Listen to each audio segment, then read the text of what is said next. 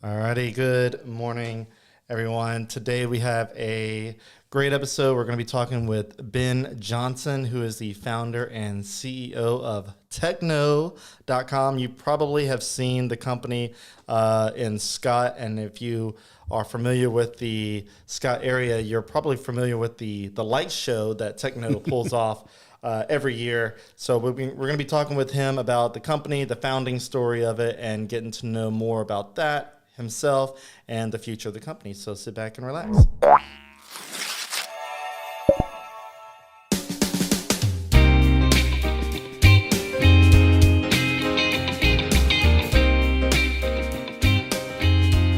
right, so before we get started, I want to tell you about my presenting sponsor here. So Chase Group Construction, they are our presenting sponsor. They take the lead and become your one point of contact for the entire design build process. So if you're looking to build something or renovate your business, they are to go-to guys. They have a diverse portfolio of projects that range from medical to popular restaurants like Fat Pat's in Broussard and Bro Bridge, and also multi-unit shopping center developments. You can check out their website, chasegroupconstruction.com.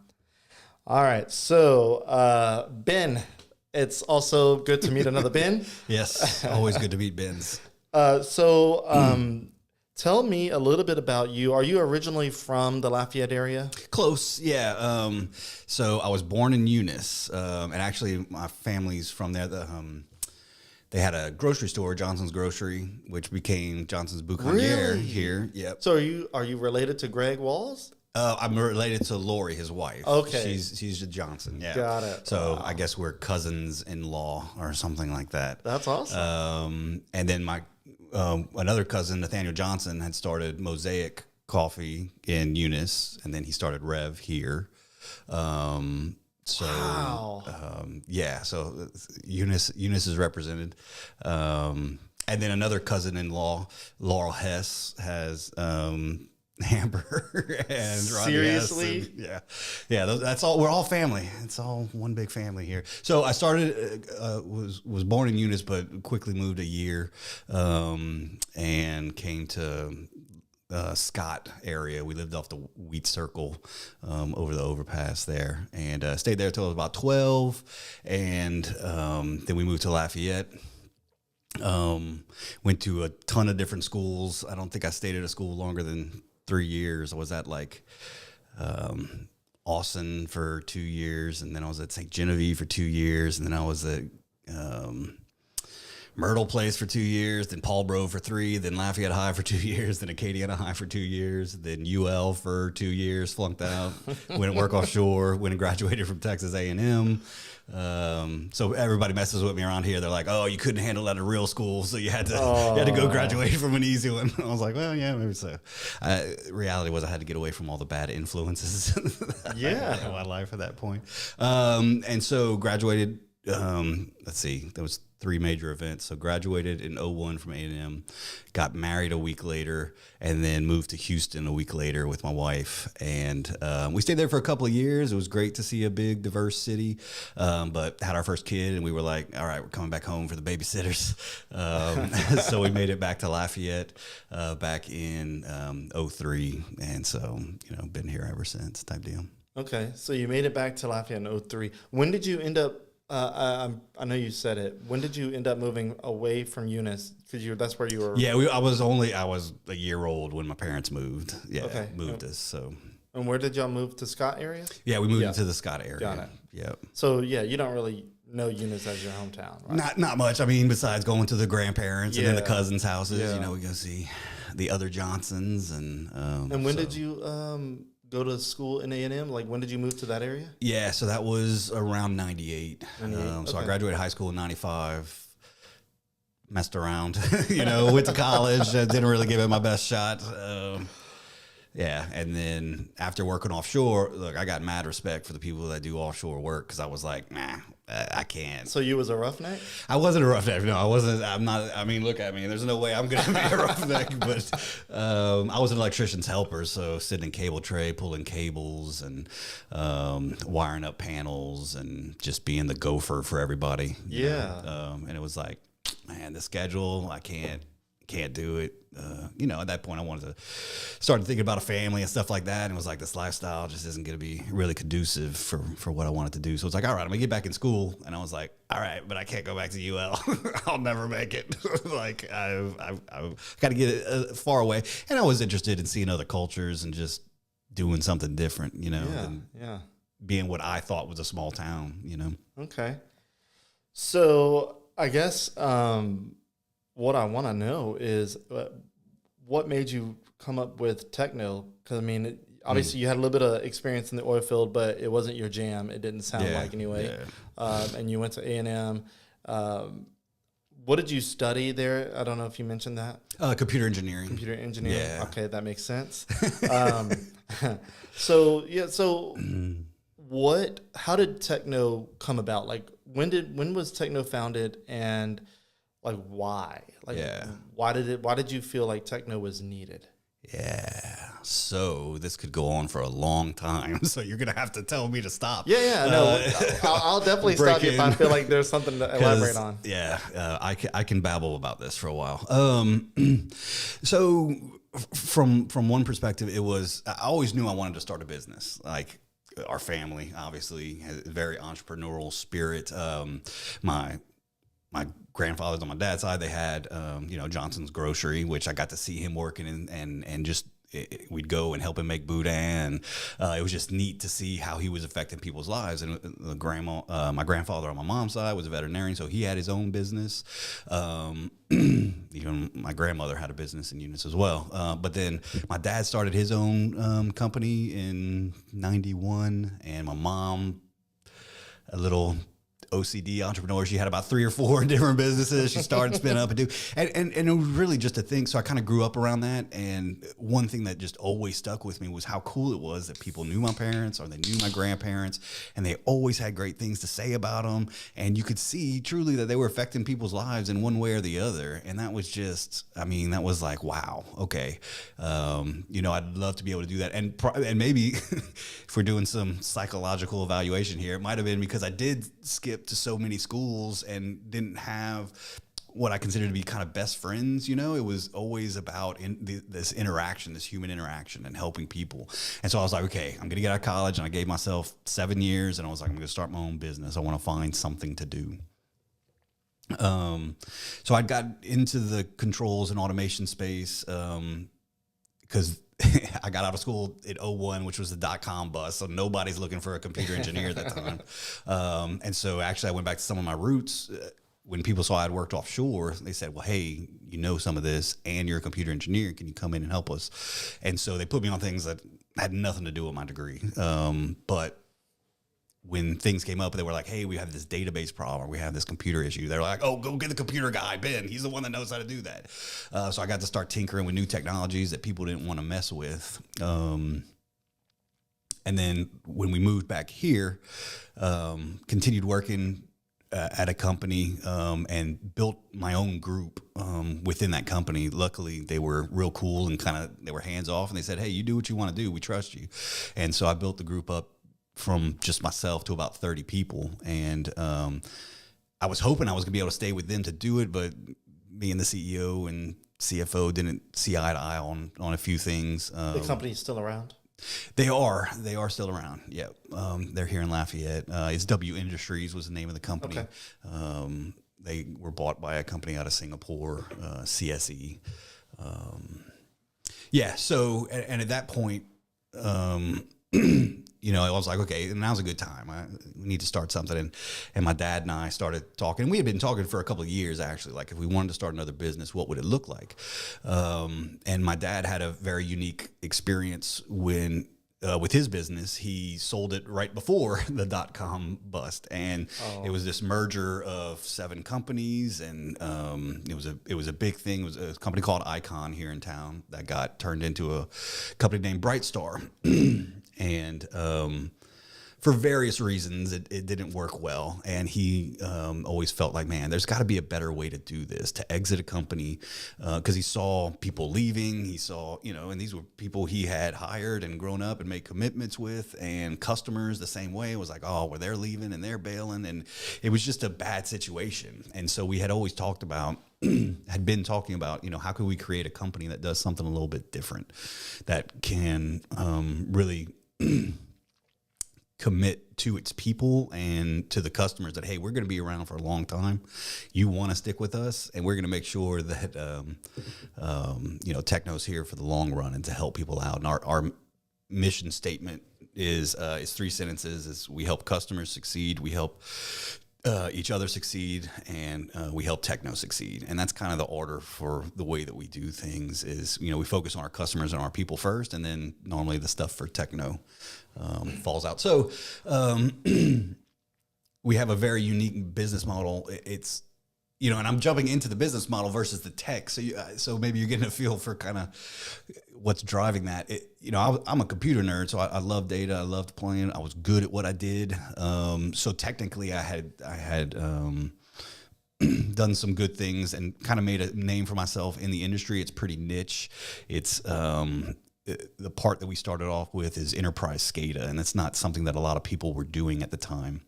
And so, I had all the connections and the technology and everything established.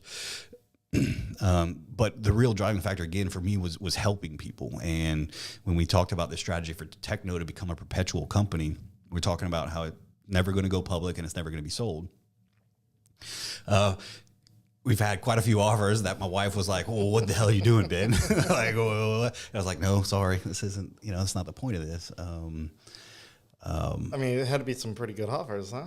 They were decent, yeah. And so I stopped even listening to the offers because I was like, I don't even want to be tempted. And so anyway, so the idea was that we create a company where you can essentially pass it along to people within the company. You grow your leaders, and a company that's centralized around what we call distributed capitalism. Like those that make the money, those that help make the money should be the ones that receive the money as well. One thing that neither my dad or I really were into was sort of the CEO greed type thing. I'm never going to be a CEO that makes 300 times the average team member's salary. I don't have a big enough ego to think that I'm worth 300 times someone else. Okay. So we have a very robust profit sharing plan. And we now have 9 owners at Techneaux. It's not just my father and I. It's we've brought in people, sold off parts of the company to them. They've created their own business unit. Some of them came in and started it brand new. So it's a bunch of different companies under the Techneaux umbrella. And that's, and I'm kind of all over the place here. I apologize. No, it's all right. I'm trying to take much of it as I can in. Yeah. And so, Michael and I don't have to exit the company we make sure that we're growing wealth as we go, right? Okay. And the people around us are growing wealth. Because I think that's what happens with a lot of entrepreneurs is they say, hey, I'm really good at something. Let me go start a business. And they start a business and it'll do well 30 years maybe. And then they look up and they say, oh my God, I need to retire. And it's like, wait, I haven't been really that profitable, or I haven't been, I've been leveraging debt, all the stuff the MBA schools tell you to do, right? Leverage debt, show that hockey stick EBITDA, and then go and sell the company.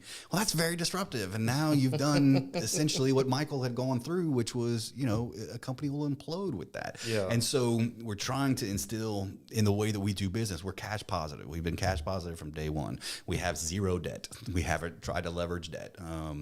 We want to work within the means of what we have, so that, again, we're trying to incentivize people to stay profitable and do what a business should do, which is make money to provide a better environment for people. And anyway, so helping these guys grow wealth, and Michael and I being able to sell off means we don't have to go to a public company, right?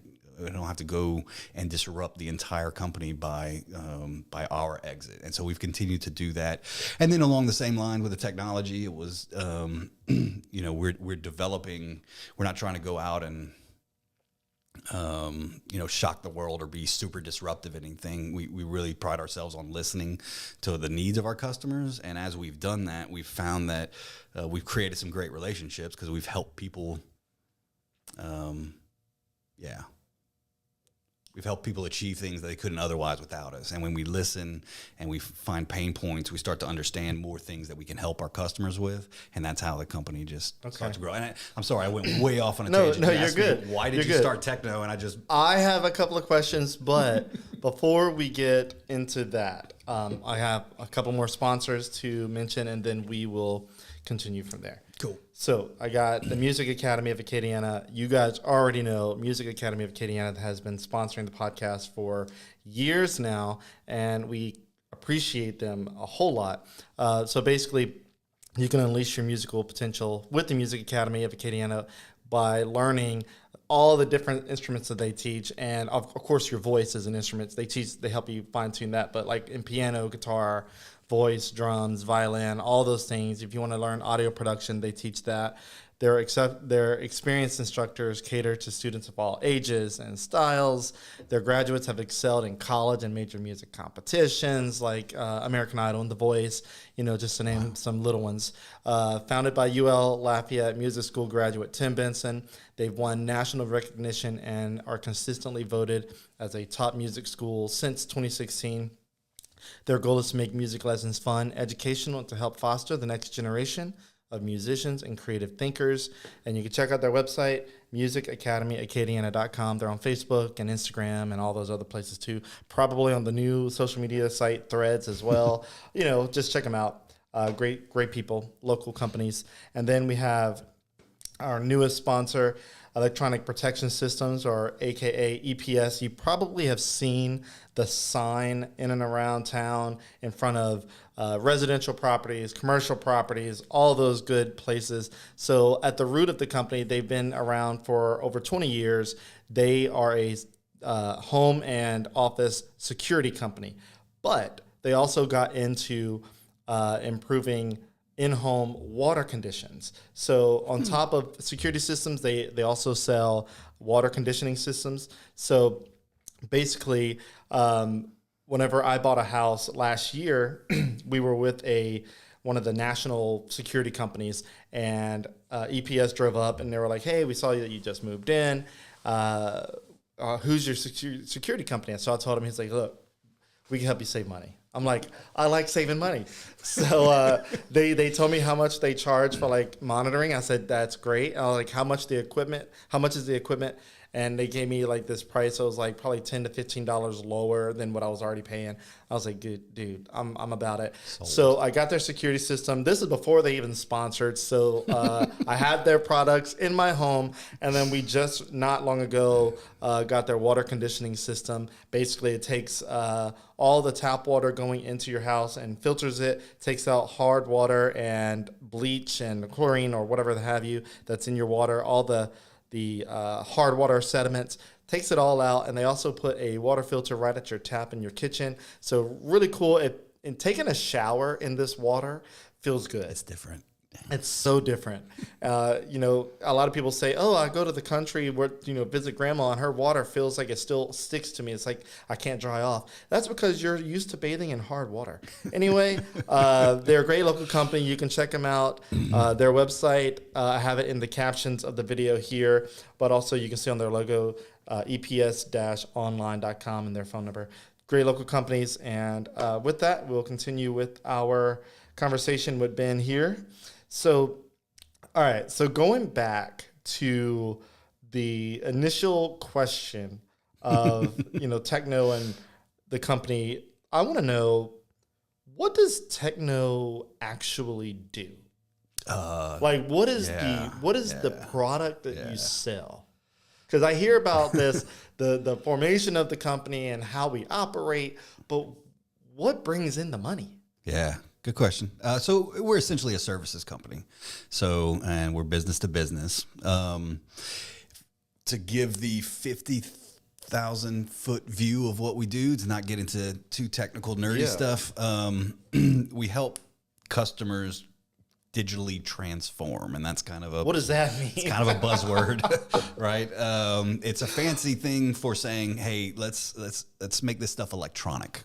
What we're doing. So businesses do something that makes them money.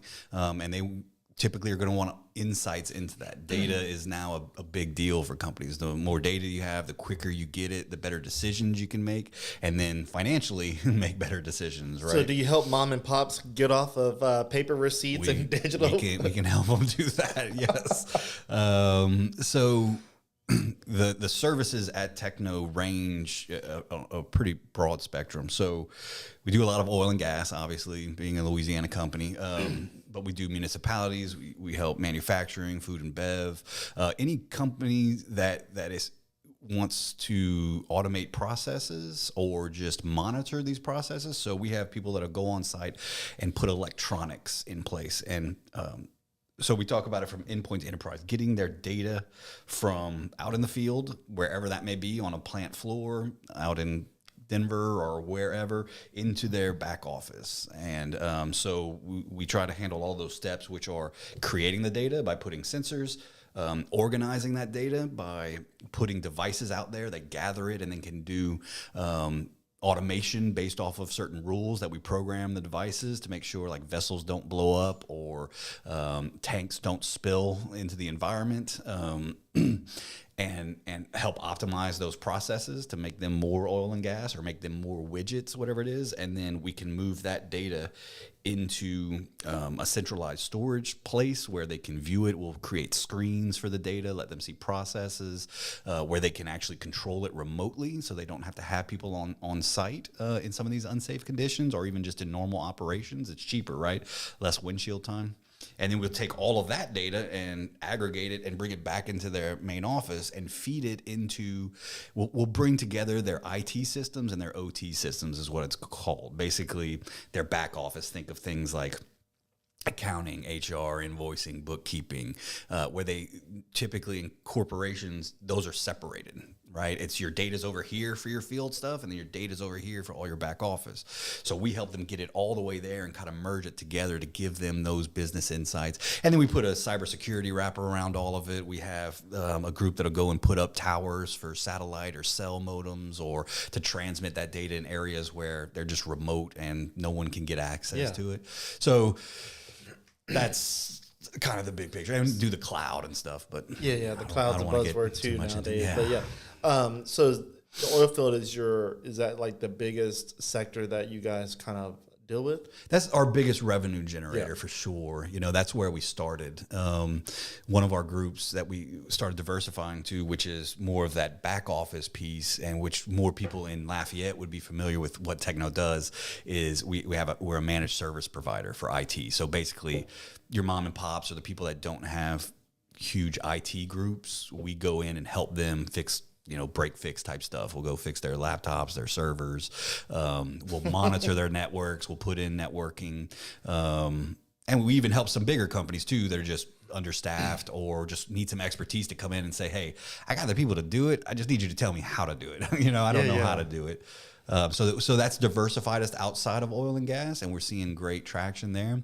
And then, with these buzzwords like IoT, a lot of different industries are starting to get into what the oil and gas company has been doing for decades. So when you go into some of these offices, it's funny to hear IT people talk about troubleshooting, because the first thing, and some of you probably already know where I'm about to go with this. Yep. One of the first things that IT will always ask you is, did you restart? Have you tried powering it off and on? Have you tried turning it off or unplugging it?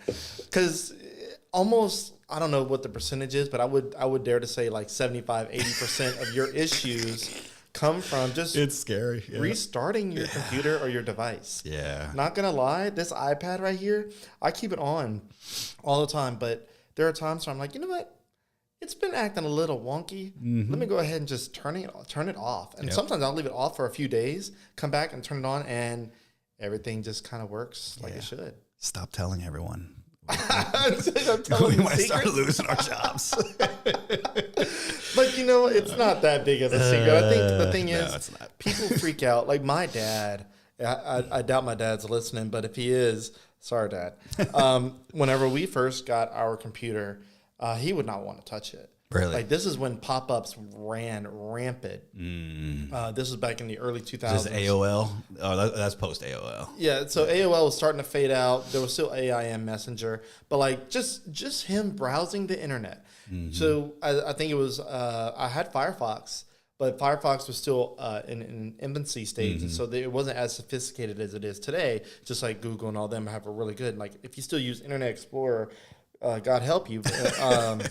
So he would go browsing because he was big into motorcycles. So he would go to these motorcycle websites, and Google search engine and Yahoo at the time was still a thing. They were still just coming into their age, and a pop-up would come up off of one of these bizarre websites that he would land on, and he would just immediately throw his hands up like, Ben, what did I do? I said, Dad, you didn't do anything. And it like the pop-up says like your computer is at risk or something, like it's flashing red and green and whatever have you. And I'm like, that you see that little X button? Out. But what's bad is today the X button can be the bad button. Actual, yeah. So like they've gotten very sophisticated, and the social engineering part of it. It's not the stupid looking things anymore. They look legit. Yeah. You really have to be careful about phishing. We've helped a lot. Our cybersecurity team has helped a lot of people, and you can't restart. Just that. Yeah, and we run tests at our office like to keep our people on their toes. And look, these are computer scientists, engineers. I mean, these are smart people in the tech world, and they fall for these emails and these pop-ups. Yeah. So you may remember, and you probably have experience in this, and I think it still goes on, but it like probably 6 years ago, 5-6 years ago, it really hit hard, especially in Lafayette, is ransomware. Yeah. Oh yeah. Yeah. So I worked at golfballs.com, big tech company here. And I was a logo graphic designer there, and I would basically process all the logos. And email is transferred all the time over there, like sales people to me, to the printers, to back and then customers, and shipping, and like everywhere it had like a point of contact. Well, over there's a ton of shipping. Like you get shipping notifications, like the salespeople would get notifications like, oh, this item is being shipped out, or, you might be waiting on this package, and you'll get an email that looks like UPS or FedEx, and it looks like it has a tracking number on it. And in the routine of checking emails for packaging being delivered and received or like sent out, somebody in the office click the email and click to view tracking. And almost immediately, one of our network attached drives was just locked. Ugh. I mean, the amount of data that was in this particular drive was bad. I was locked out of all of my creative files, which was part of I was told that my job title at that moment process like 75 to 80% of the revenue of the company. I couldn't do a lot of the work to reprint orders. It got bad. Holy shit. So like what you're doing as far as like an IT company helping people with phishing and like those types of things, that right there is the real like work. Restarting your computer, hey, baby stuff. But when you get phished and if you get hit, it's bad. Man, and they're really sophisticated now, like because they'll go to like LinkedIn profiles. We had a customer that, they had the ransomware had been in their system for over a year. Oh no, just laying dormant. It's like cancer. And it's mapping out the systems. It's making sure it can find the backups. They're much smarter now. It's not about just locking down one machine. They want to lock down the entire organization. And they also do things like they go to LinkedIn, they see who the CEO is, they see who the accounts payable clerk is, and once they're in there, then they can start spoofing those emails, and they'll send what looks like an email from the CEO to the accounts payable group and say, hey, I have this invoice for $50,000. I need you to go pay it right now. And who's going to tell their CEO no? Right? It's an internal email. It looks fine. That is insane. Bro, it's nuts. I'll be honest. That's amazing. It is. It really is amazing. It's It's like pirates today are just wild. I mean, pretty much as a pirate, like you coming in, you trying to rob a ship. Yeah. Like, well, and one thing that I think has made it actively worse is cyber insurance, because now these companies have to have cyber insurance. Well, these criminals know, oh, your policy is a $5 million policy. Now I know exactly how much money I can get. Yeah. You know, they might have asked for $100,000 before. Now it's, oh no, I want $5 million to unlock your system. Yeah. And the shocking thing is, a lot of these companies have to pay it once you're locked down. I mean, and you weigh the value of taking your time, fighting it, trying to get through all the backups, doing all this versus paying it and get it unlocked. Yeah. Yeah. $5 million is sometimes cheap. Yeah, let me tell you, whenever that happened, we probably sat on. Now, I don't know if I should be saying this, but it's been so long since I've been out of the company. It's probably fine. I'm sure Tom's not listening. You're fine. You're good. And Tom's been on the podcast before. He's a good friend of mine. But so that was the first time ransomware had hit our company. We didn't know what to expect. Yeah. We thought we had enough smart people to basically unlock what we needed. We thought, oh yeah, what we'll do is we'll just look up our backup files and restore everything that we lost. Mm-hmm. That wasn't happening. Yeah, so it was locked down so well, and then they kept having this like pop up that would say like you have this amount of time left before your files are just locked indefinitely. Yeah. And we're like, this is so wild. And so they were asking for a decent amount of money. Yeah. I want to say it was definitely in the hundreds of thousands of dollars because of the type of company and all that. And then I don't remember if the company paid it at that time or not, or if we just lost those files. I think we might have lost a chunk of files, but we got hit again. A second time.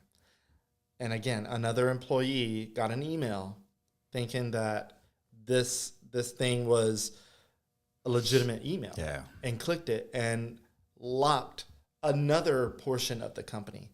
And at that moment, I remember we just said, okay, we're paying it. We had to get our stuff. Because you had been through that pain before. Yes. So it's just so wild. So if a company's listening, like if you haven't been hit, it could happen. Oh, it's coming. Yeah. You have to, nowadays you have to have some level of protection, and it's good when you have things in the cloud that gives you a level of protection as well. But yeah, when you get to these social engineering, and like I get so many emails too that I almost can instantly see that it's phishing. Yeah. Like I've been pretty good at it. Plus I treat my emails almost like my phone calls. If I don't recognize the number, I swipe out of it. Like just don't answer it. And I've actually, I've opened up the emails just to view what was inside it, just to get a quick scan of like if it felt fishy. And it almost 9 times out of 10, I'm like, dude, and I check the email that it's coming from, and it's like PayPal, but with a different character in the PayPal word, and like dot this, dot that, I'm like, oh my God. And so yesterday, funny enough, I received an email that was a gift card, $100 gift card. I'm like, it was so random. I'm like, where's this $100 gift card coming from? And it was coming from one of my sponsors. And I'm like, seems fishy. Yeah. But we do some stuff with this particular sponsor that we do get like, what do you call that? Incentives sometimes. But I've never seen this. So I reached out. I was like, hey, I took a screenshot. Is this real? Yeah. So like they made the contact and they said, yes, it's real. And I was like, dude, because I got excited for a second. And then I was like, no, it can't be real. And sure enough, it was. But like stuff like that makes people feel like, especially when it comes to money, like if you feel like you're about to get money, like you almost want to fall for it immediately. Yeah. It's wild. It is. So you guys do a lot with data, obviously. A lot of data. So, and we're at 30 minutes here, so time's flying already. It is. I know. Yeah. So I want to get into the growth of the company. Okay. Not long ago, I wrote about your expansion. You guys bought the Fontana. The Fontana Center, and I think that was like a physical therapy type place or something like that. So you guys are going to be moving from the Scott area to the Fontana Center. That's located off of College Saloon Road, not far away from Pinhook. Why? Obviously I wrote about it, so I know kind of why. But like you guys are growing so much. Like, are you just at it? You just need more people, or like, what do you need? Do you need more equipment? Like, what is the necessary reason for the increase in square footage? Yeah, we need the space. We need the space for people and parking. Our parking is so bad. Because if you walk into our business right now, you'd think it was an Asian sweatshop. I mean, it's you would think it was Nike. We're like, sorry, I shouldn't be saying things like that. But I mean, we're so crammed and we're in such a small space. We're in 11,000 square foot. And, you know, everybody needs their desk with their 2 monitors, and we don't have walls. We want a very open, our culture is very unique. Well, I hope it's unique, but yeah, and we've reached a tipping point, and we're seeing more growth happening. We've been hiring at a crazy pace this last year, and we knew that we needed to get it. Well, and this was a few years back. We had even started when we started looking when we were about 80 people, and we're up to like 140 now. So, wow. Yeah, but we finally signed our contract with the general contractor, so we will. That's awesome. Hopefully, get started here within the next week. So you guys, there's a pool there. The Fontana Center had a pool there, yes. So you're going to be filling in that pool. Yeah, we are. We had a lot of interesting ideas from the people at the company that they wanted to keep the pool. Everyone is still really upset that we are not, because we're going to fill it in. And they were like, "Oh, Ben, we could put like plexiglass over the top. It could be a huge aquarium." I was like, "No, that's insane." They were like, "Okay, we can drain it and we can put skee balls like Chuck E. Cheese, and it could be a ball pit." And we just, I was like, "An Olympic-sized ball pit. What are y'all people?" Okay. Let's empty it and we can put our desks in there. I was like, I don't think OSHA is going to want a 10-foot drop off in the middle of our workspace, guys. Come on. Yeah, you definitely have some liability risk there. Yes, yeah. But I mean, look, the Lafayette commercial market is insane. So we had been looking for a while and just couldn't find anything that fit us. And again, we're trying not to go into a lot of debt. So building right now is insane, the costs to build something. So we really needed to find something that we could renovate. And it was just really nothing. We would get into traditional office spaces with a lot of offices, Class A office, and that's not how our company operates. So we needed something a little unique. And when we found that, it was like, okay, I'm not creative enough to see how this can work, but I think it can work. So, yeah, we were like, let's pull the trigger. Let's do it. And, okay. So you guys want to carry over the vibe of the current space where everybody can like see everybody. Spread out. Yeah. Because we're very much project based. Yeah. And the way that I think people learn best is through their peers. And so we have what's called a feedback loop where you need to be criticizing the people you're working with, and criticism isn't only negative, right? There's positive criticism as well. Yeah, which is more rare. Yeah, but I do tell people, hey, if you want people to accept your negative criticism, you sure as hell better be giving them positive criticism as well, because it's just not going to have the same impact. They're just going to be like, I'm not talking to this asshole. All they do is yell at me, you know. All the time, But so we need that open office environment, not only for technically for people to just kind of say, hey, man, I don't understand this script. How do I get it working? Or it's also for the feedback for people to be able to say, look, you sent that email and that was a little weird. Like, don't do that again, you know? And so we wanted to keep that culture of, and we move people around as projects dictated. Yeah. And, you know, my desk is right in the middle of everybody. It's, I'm no different from anyone else. Like, I need feedback. I'm a first time business owner. So does your desk look like one of those, like wild drummer kits where there's like and there's cymbals all the way around you. There's like screens all the way around you.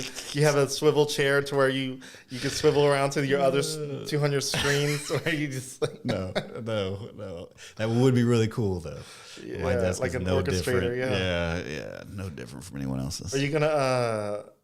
You seem like you're pretty up with technology. Are you gonna get Somewhat. one of the Vision Pro from Apple where you have a headset on you? Bruh, I mean, it just seems so weird. They're projecting your eyes on the front and it looks strange. And we have a VR set at the house, you know, that the girls love. I'm not a huge... Oculus sets? No, it's sorry, I threw a HTC. It's the HTC Vive. Okay, yeah, those are good. Yeah.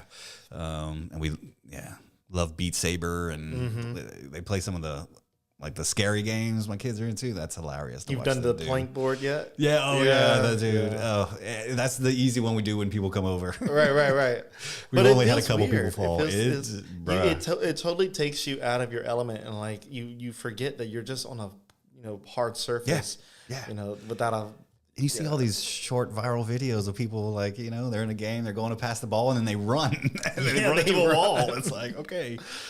So we got a few minutes left. Obviously, we got to know about your company and kind of what you do and the expansion plans. So kind of talk about technology as a whole, because obviously that's your industry. What are you seeing in technology now? Obviously virtual reality, but like, where do you see technology heading that excites you for the future? Good question. You know, I'm really intrigued by the AI stuff. Yeah. You know, everybody at the office is using it now a lot. And I'm intrigued by just some of the social politicking around it and the understanding of, okay, is this truly a technology that might get out of hand, or is it something that it's programmed like by a human? It's situation? never going to get worse than a human. Yeah. But there's some real good applications of it to help. And I think, you know, we've always had tons of data at our fingertips on the internet, and it's become more of a bad thing. You know, you figured it would have educated people by having the entire library of the earth at your fingertips, but it seems to have just amplified the people that, I don't know. Ben, I mean, before we went live, you were talking to me about how people were talking about how they think the earth is flat. Right. And if you're a flat earther listening, I'm not going to argue at this moment, but, you know, we've had so much information, and I'll be honest, there are some times where information that was told to us for years has turned out to be fake.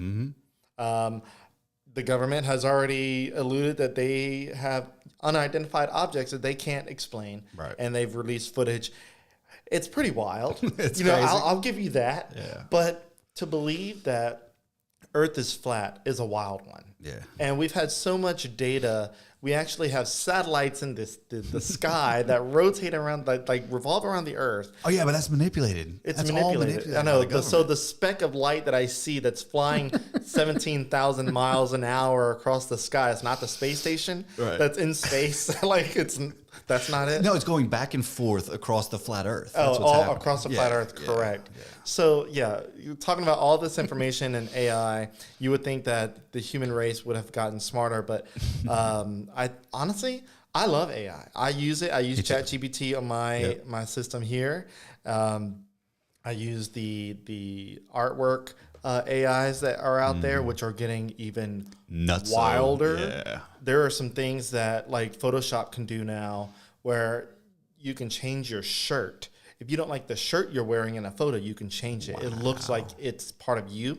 You want different hair. Now there's still some quirks about it. Yeah. AI is still kind of quirky, but you know, I think that's it's going to be an interesting next 5 years to see where technology is, because I feel like, and you can kind of, you know, chime in on this. I feel like since probably give or take 2008 to 2010, that range until 2020, just kind of putting that time stamp on it, technology hasn't really blown us away in those years. Like computers have relatively stayed pretty equivalent speeds. Like from 2010 to 2020, like computers didn't really get that much faster, like your gigahertz and all those fancy numbers that you see.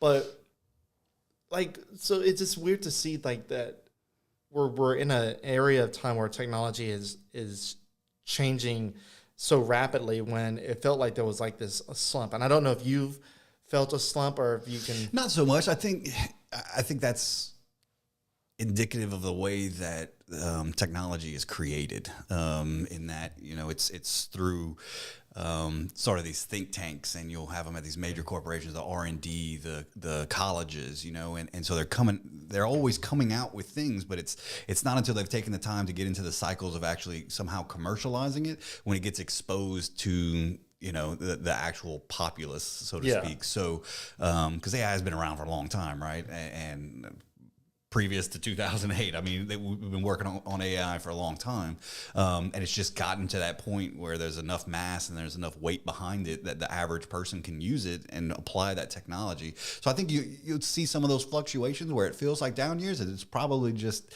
if you dig a little deeper, there's some really cool stuff going on. It's just we don't know what to do with it yet, or we haven't exactly kind of figured it out. I guess I'm talking more generalized technology innovation.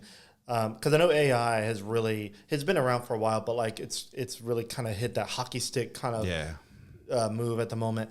But like just in general, like computers. Okay, so for example, we got our first computer whenever I was 13 in 1999. I know you're probably thinking, oh my God, you graduated high school in 95. Right, yeah, I'm like still a baby. So and that computer, it was a Gateway. Remember the Cow computer? Oh yeah. It had 366 megahertz. It came with a 4 gig hard drive, and it was probably, I want to say 32 megs of RAM. It was small. Yeah. Like it was tiny. And when we first got it, it felt fast. It felt great. The little screensaver with the maze on it, you know, I loved it. I played games on it. And then literally in 2 to 3 years, that computer was so slow. It could have been my fault. I downloaded LimeWire on it. Oh, no. That could have been my fault. I'll be honest. But, you know, it's just, it's one of those things. I feel like technology had this rapid hockey stick from the mid-90s to the early 2000s. And then we kind of just had computers that kind of felt the same speed for a while, and then we get to kind of where we are today. Like this computer right here is the Apple M1, where it has their ARM-based chip. It's not the Intel chip. This computer has no fan. It doesn't have any kind of cooling device except for the chassis that it has. That's crazy. And this is the fastest computer that I've ever owned. This is the MacBook Air. This is supposed to be their entry-level system. And the MacBook Air and Intel was not a good computer. Like you probably got that for college, and you could probably check your email with it, maybe do an Excel spreadsheet, maybe. Yeah. But like, I edit video on this, 4K. I scrub through 4K videos so fast, like it does. That's insane. It doesn't skip a beat. I have multiple programs open. I had a Mac Mini before this that I bought in 2014. It was an Intel-based computer. And I had to close every single app and only leave one open at a time because that's the only amount of all the resources. Yeah, it couldn't handle it. And I still got the Mac Mini, but it's just unplugged in a box somewhere. And this right here has been the best computer. And I don't bring my charger. Like I see other people in the coffee shop, they have their laptops, they have their chargers plugged in. Yeah. I don't bring my charger because it lasts me almost 2 days without plugging it in. Yeah. Technology is wild. That's amazing. Right now. It is. So I feel like since 2020, we're seeing this massive growth in computer technology and of course AI. That in the next 5 years, man, I'm excited, but I am genuinely scared of where things are going to be. Yeah, it's going to be some interesting times for sure. Yeah. So you guys obviously use AI in your kind of company, but like, has it gotten to a point to where people have felt like AI may take their job? Man, I tell you what, you know, in this type of business, we've heard that for a long time. It's not just about AI. It's because when you talk about what we do, we're automating processes, and when you automate, you take people out of those processes, right?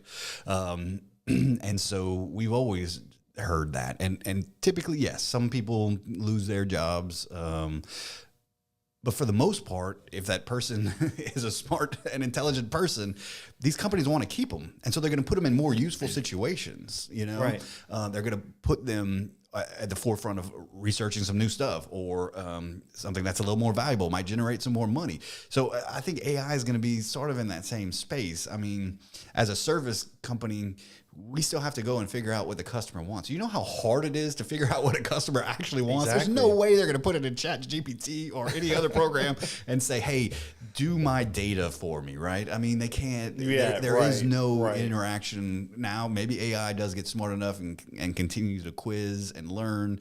21 questions. Right, but just in our industry, definitely not. And I think even in others, you might be able to replace some writers, but if you've got a good company, you should be able to utilize those people in another way. So a friend of mine, we've talked about AI a good bit because he's into it. He's been doing machine learning work since before 2020.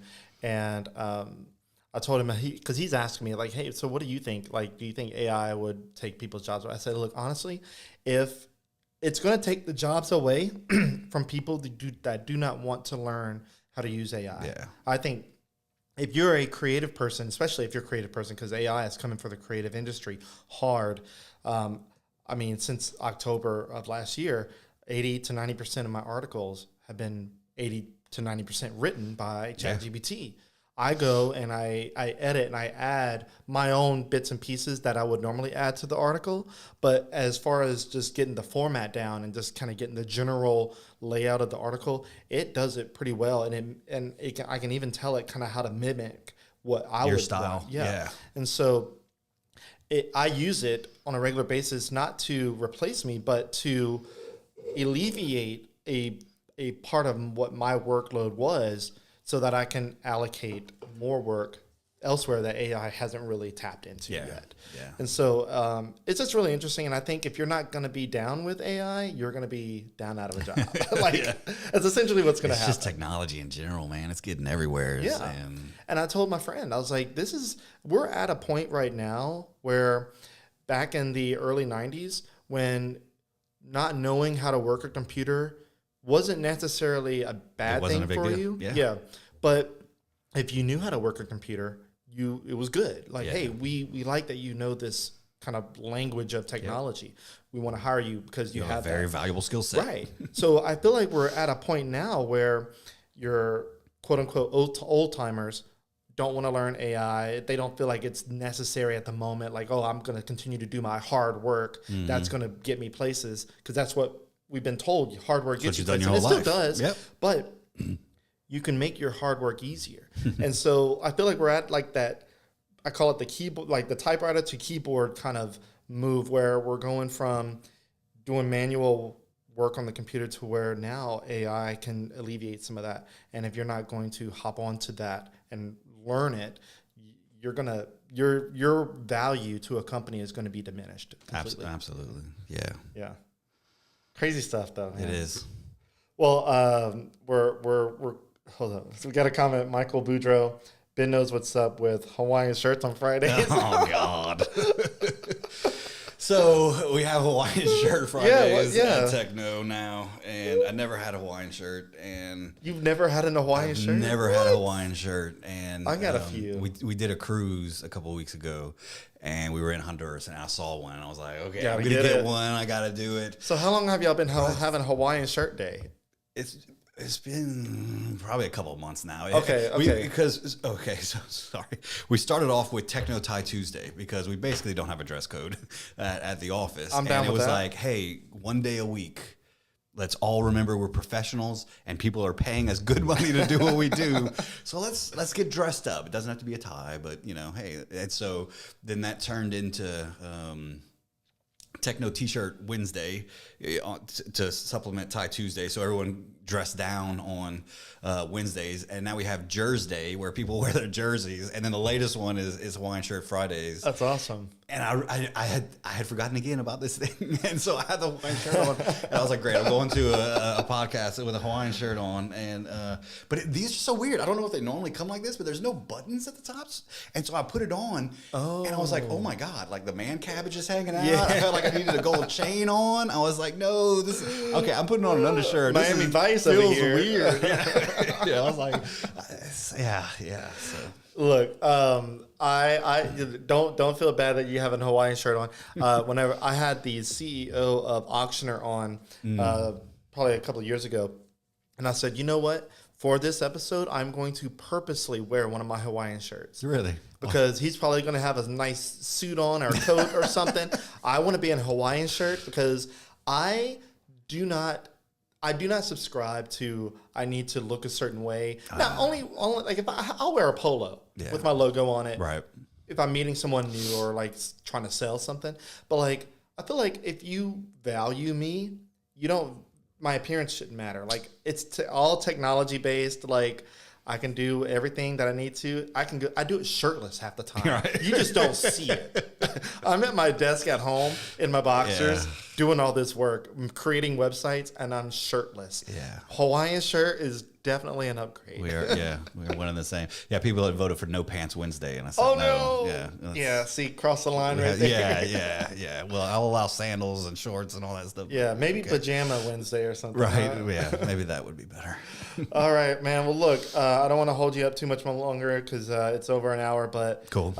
It was a great conversation. Yeah, it was fun. I appreciate the invite. Yeah, I appreciate you coming, and I love to hear a little bit more about it, and now I have a better understanding of what you do, because whenever I wrote about your expansion and you told me that you handle big data, I'm like, what does that mean? Right. Like, I don't know. I've never heard of large data. Like large data, what is that? Like, oh, and you did say there was me and my brother that started Techneaux, and my dad absolutely loved it, bro. Really? He went crazy. Yeah, because one of the things when we first started, we would go do sales calls, and they would call us brothers. And I would lose my shit, and he was just smiling ear to ear, like, yeah, me and my brother, we're doing this. So that okay, so yeah, hey, okay, well, cool. No, and I proofread it, and I intentionally left that in. I saw it, and I intentionally left it in because I knew he was just going to get a kick out of it. Good. All right. Well, I'm glad he got a kick out of it. Yeah. All right. Well, that's it, man. It's been a great episode. I hope you have a great weekend, especially with the Hawaiian shirt.